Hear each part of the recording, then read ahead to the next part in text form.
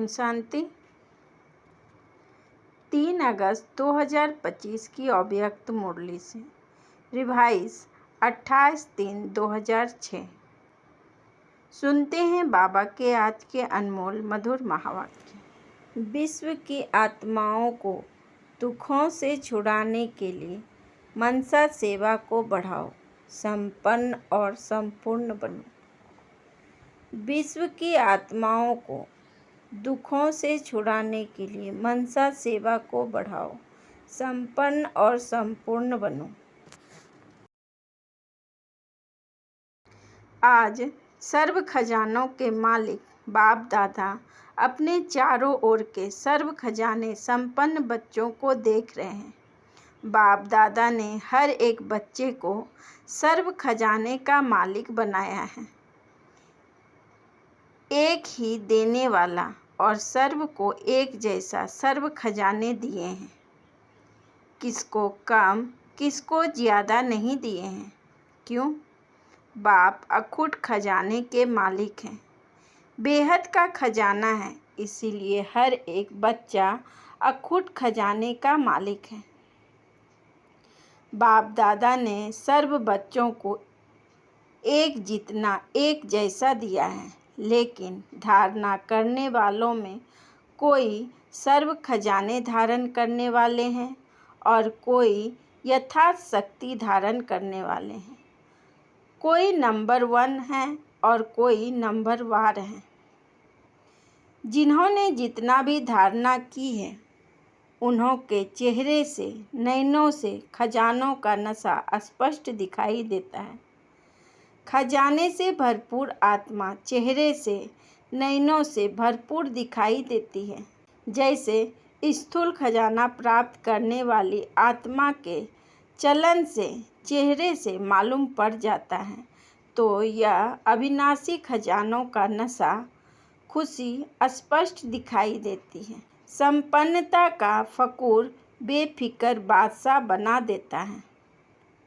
जहाँ ईश्वरीय फकूर है, वहाँ फिक्र हो नहीं सकता।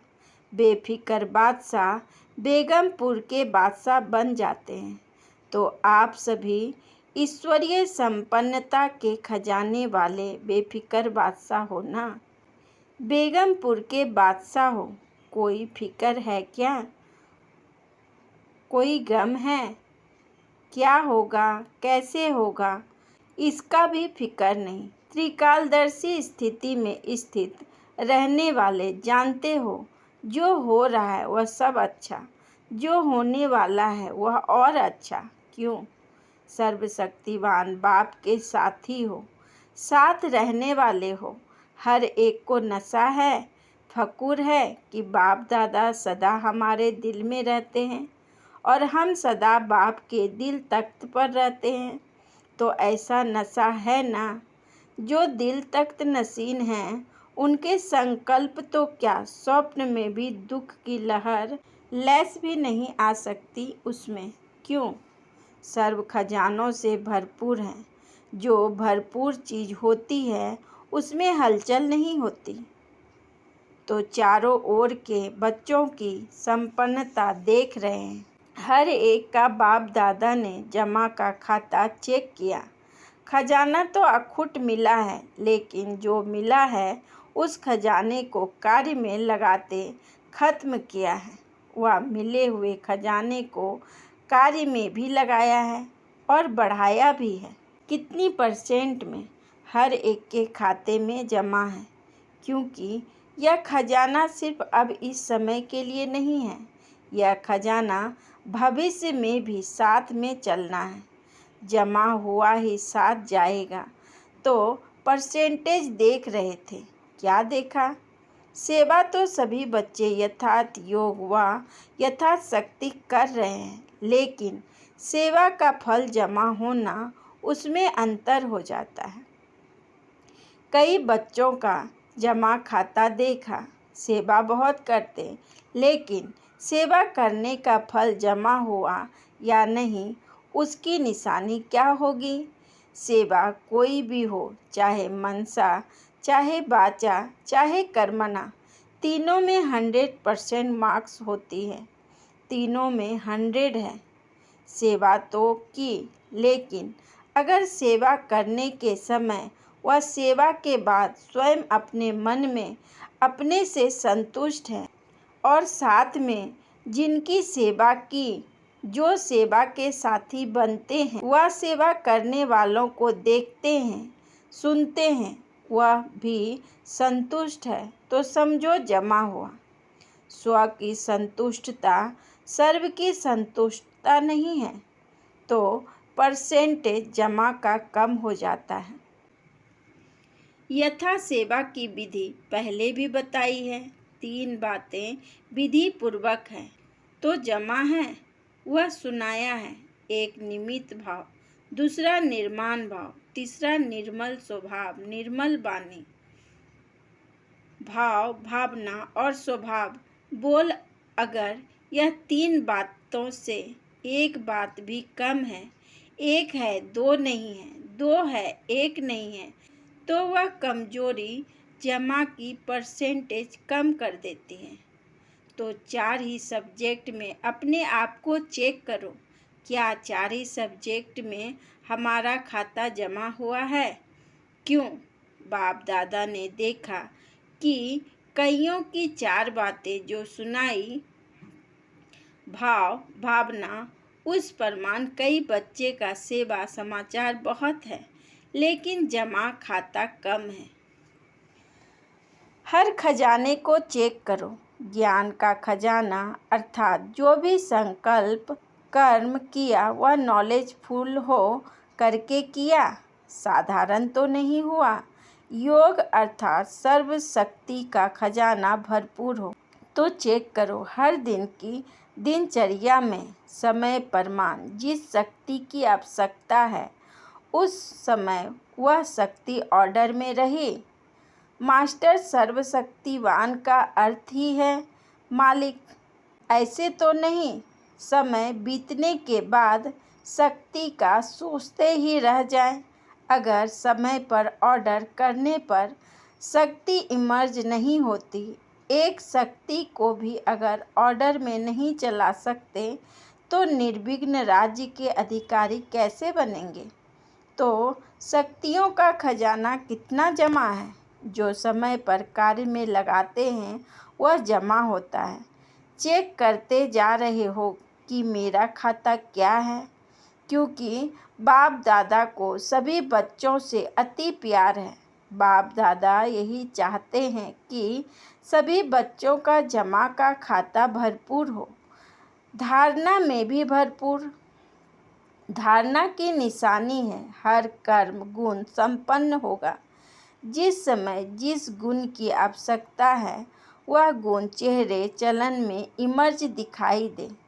अगर कोई भी गुण की कमी है, मानो सरलता के गुण की कर्म के समय आवश्यकता है, मधुरता की आवश्यकता है, चाहे बोल में चाहे कर्म में, अगर सरलता मधुरता के बजाय थोड़ा भी आवेशता या थकावट के कारण बोल मधुर नहीं है, चेहरा मधुर नहीं है, सीरियस है, तो गुण संपन्न तो नहीं कहेंगे ना।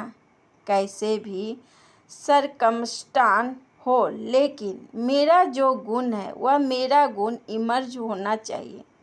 अभी शॉर्ट में सुना रहे हैं। ऐसे ही सेवा में सेवाधारी की सबसे अच्छी निशानी है स्वयं भी सदा हल्का, लाइट और खुशनुमा दिखाई दे। सेवा का फल है खुशी। अगर सेवा करते खुशी गायब हो जाती है तो सेवा का खाता जमा नहीं होता। सेवा की, समय लगाया, मेहनत की तो थोड़ी परसेंटेज में वह जमा होगा, फालतू नहीं जाएगा, लेकिन जितनी परसेंटेज में जमा होना चाहिए उतना नहीं होता। ऐसे ही संबंध संपर्क की निशानी है दुआओं की प्राप्ति हो। जिसके भी संबंध संपर्क में आए उनके मन से आपके प्रति दुआएं निकले। बहुत अच्छा, बाहर से नहीं दिल से निकले। दिल से दुआएं निकले और दुआएं अगर प्राप्त है तो दुआएं मिलना यह बहुत सहज पुरुषार्थ का साधन है। भाषण नहीं करो, चलो मनसा सेवा भी इतनी पावरफुल नहीं है।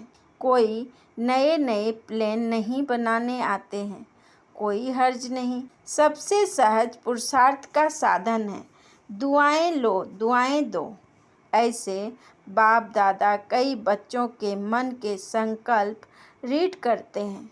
कई बच्चे समय अनुसार, सरकमस्टांस अनुसार कहते हैं कि अगर कोई खराब काम करता है तो उनको दुआएं कैसे दें। उस पर तो क्रोध आता है ना, दुआएं कैसे देंगे। फिर क्रोध के बाल बच्चे भी तो बहुत हैं, लेकिन उसने खराब काम किया, वह खराब है। आपने ठीक समझा कि यह खराब है।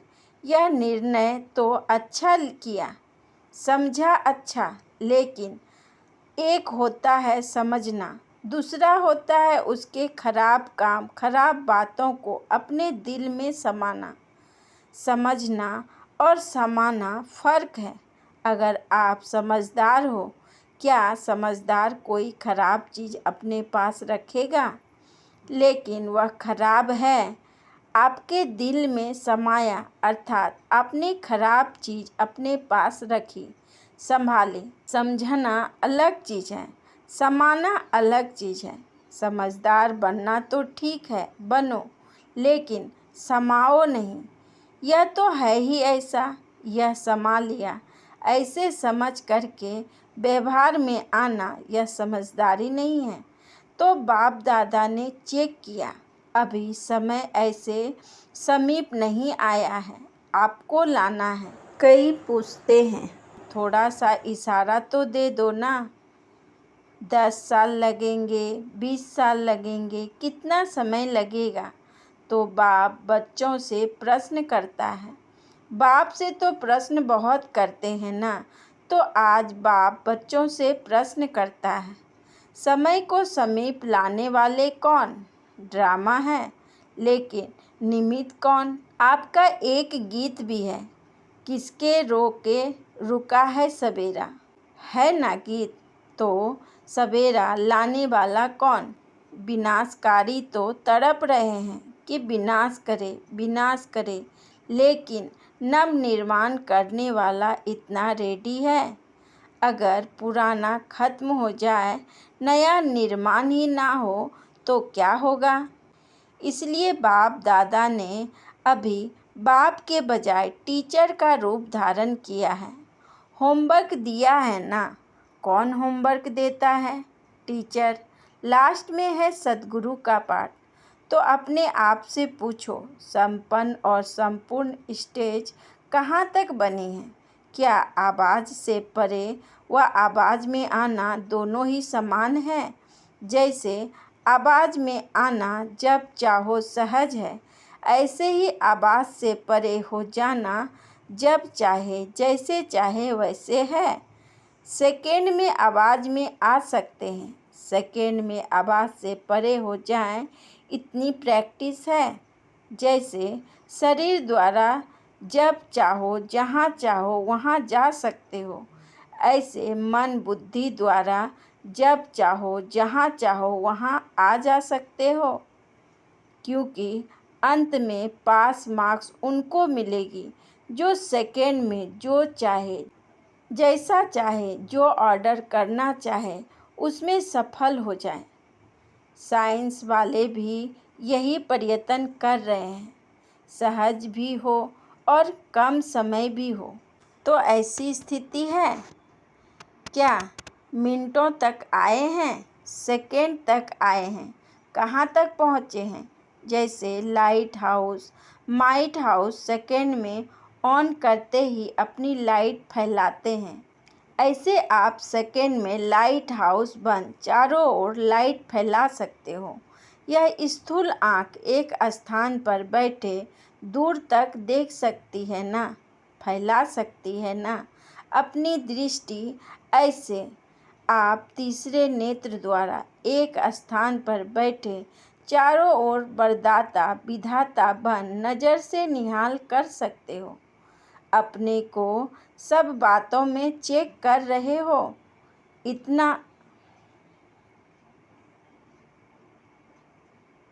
अपने को सब बातों में चेक कर रहे हो। इतना तीसरा नेत्र क्लियर और क्लीन है।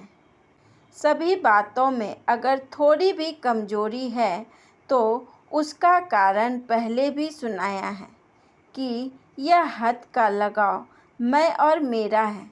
जैसे मैं के लिए स्पष्ट किया है, होमवर्क भी दिया था। दोनों मैं को समाप्त कर एक मैं रखनी है।